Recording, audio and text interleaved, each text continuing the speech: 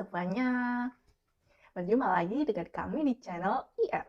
Saya, In Joseph, ditemani oleh rekan saya, Rizka, akan menyampaikan info yang sangat menarik dan tentunya hanya untuk kalian. Kalian pernah nggak sih kayak penasaran, apakah pesawat terbang itu nggak ada yang membatasi? Atau pesawat terbang itu hanya terbang bebas tanpa ada batasan? Sangat penasaran bukan? Oke, langsung saja kita ke pembahasannya. Kalian tahu nggak sih, ada loh ternyata hukumnya yang diidentifikasi sebagai hukum udara dan ruang angkasa. Sebelum itu, mari kita cari tahu tentang asal-usul sejarah dari hukum tersebut. Tahu nggak sih kalian, Konferensi Internasional Hukum Udara pertama kali diadakan pada tahun 1910. Konferensi ini dilakukan karena ada sejumlah balon udara dari Jerman melintas di atas negara Prancis. Sehingga Prancis beranggapan hal itu bisa mengancam keamanan mereka. Konferensi ini menghasilkan operasi berjadwal pertama kali antara London dan juga Paris.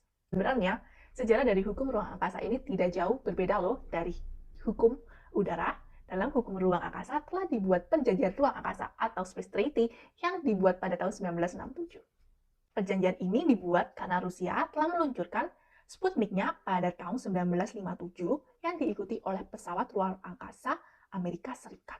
Hal ini membuat beberapa negara merasa terancam keamanannya, hingga akhirnya PBB membuat komite khusus untuk merancang undang-undang keantariksaan. Gimana nih? Seru juga ya sejarah dari awal mula hukum udara dan hukum ruang angkasa ini. Dimulai dari suatu ancaman hingga menimbulkan hukum yang tegas dan adil. Dan ternyata di dalam hukum udara dan ruang angkasa ini suatu negara punya hak dan kewajiban loh. Penasaran kan kalian pastinya? Jangan khawatir, teman aku akan menjelaskannya hanya untuk kalian. Here she is.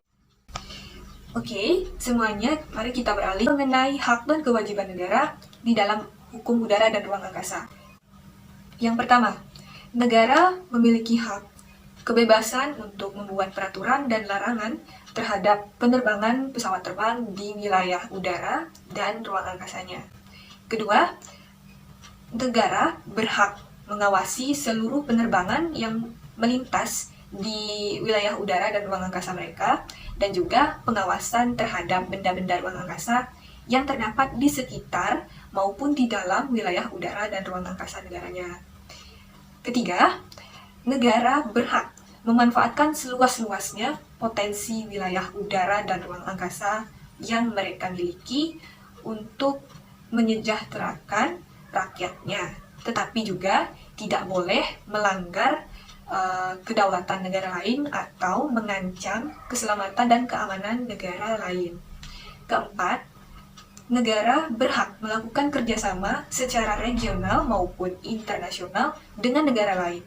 Kelima, negara berhak untuk tidak mendapatkan diskriminasi atau pengucilan dari negara lain tanpa penyebab-penyebab yang jelas. Kemudian yang terakhir, negara memiliki hak untuk mendapatkan akses terhadap benda-benda ruang angkasa. Tetapi dibedakan atas dua kriteria.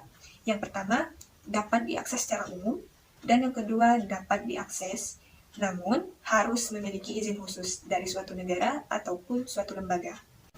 Dengan begitu, saya Rizka dan juga rekan saya Inca Ausef Banartia izin undur diri. Mohon maaf apabila terdapat kesalahan dan juga kekeliruan yang kami perbuat, baik itu sengaja maupun tidak disengaja. Terima kasih telah menonton video kami.